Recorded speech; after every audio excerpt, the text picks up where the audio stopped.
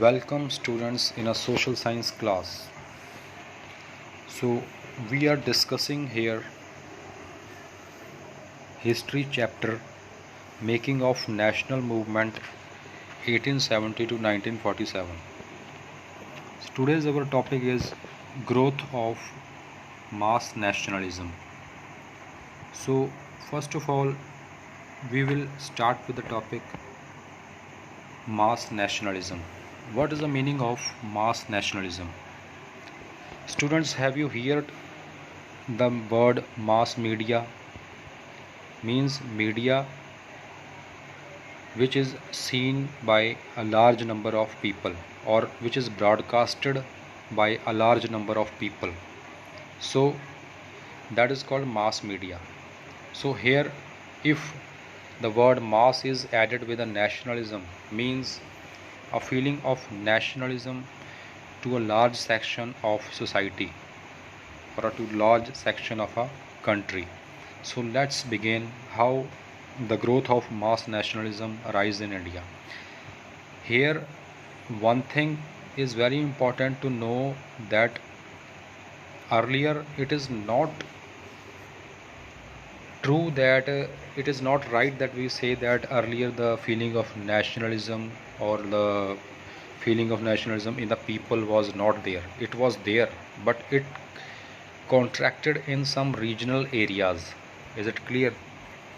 Here we see that after 1919 this movement becomes the mass movement. Let's start. After 1919 the struggle against British rule gradually became a mass movement. Clear? Which involved peasants, tribals, students and women in large number and factory workers. So here we can see that after 1919 this movement was not a movement of only the political leaders and educated elite. It became the movements of the peasants, tribals, students, women and even the factory workers. Why or how we can say this movement became mass movement, that we will study in this topic now. Clear? So as the First World War broke out in 1914, which alter means change, which changed the economic and political situation of India. Now see what happened after the war broke out. World War broke out in 1914, First World War. It changes the economic and political situations in India. Is it clear? India was dragged into the war, and this led to a huge rise in defense expenditure of the government of India. Here see the word India was dragged into the war. So Indians, as you know, Britishers were ruling in India. India was a colony of Britishers, and Britain was involved in the First World War. So naturally he needs soldiers because of British is a small country. So what he do? Britishers take the Indians to their countries to fight for the World War. Is it clear? So this also increases the huge rise in defense expenditure due to purchasing of weapons, due to making new uniforms. This increases all the expenditure. This expenditure was who gave money to that? Naturally the government of India, because they are ruling on India. So next point we discuss now. Increased military expenditure and demands of war supply led to sharp rise in the prices, which create great difficulties for the common people. Now as you all know that basic economic formula, that is, if the demand increase, naturally the price also increase. Is it clear? Last point, the war led the British to expand their army. Now it is a demand that now army should be increased. So there is expansion in the army. Government forced the villages in India to send their soldiers for an alien cause.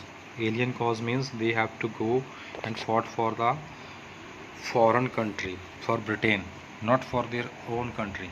So naturally you will see that why the people should agree that we should sacrifice our life for other nation. So this is also a discontent in the people at that time, people of India. Now during this time we see that the advent of Mahatma Gandhi came in the scene of the nationalism movement in India. Mahatma Gandhi was born on 2nd October 1869 at Porbandar in Gujarat. He studied law in England and went to South Africa to practice law and stayed there for 20 years.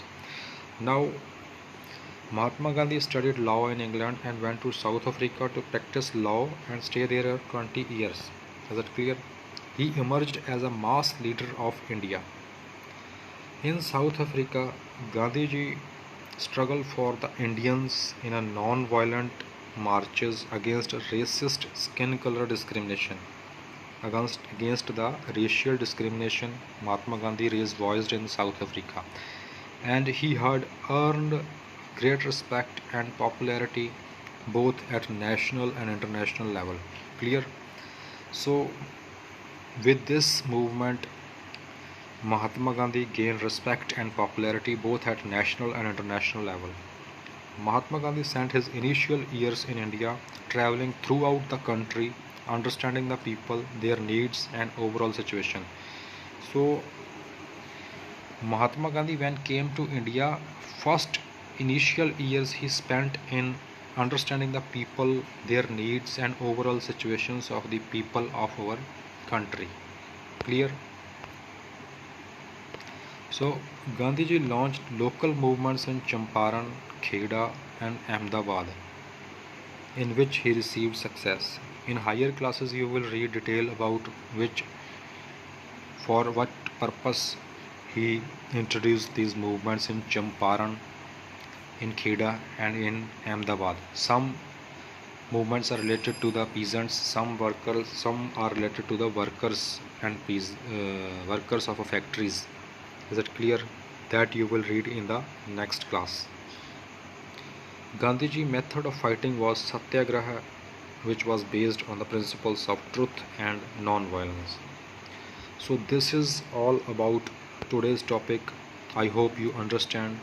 Let's first of all have a quick recap what we have learned. Our topic is growth of mass nationalism. Here we will learn that after 1919 the struggle against the British gradually became a mass movement.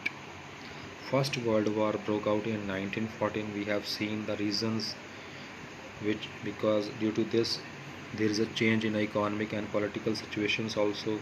We have also seen that due to war military expenditure increased, and due to this there is a demand for recruiting the persons in the army also increased.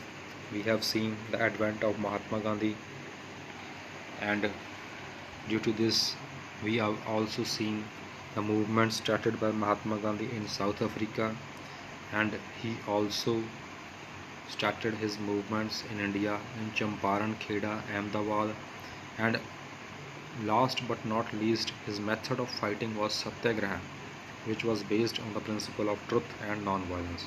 So this is all about today's topic. Now I hope you all understand well. So if you understand well, then please like the video as much as possible. Goodbye and take care.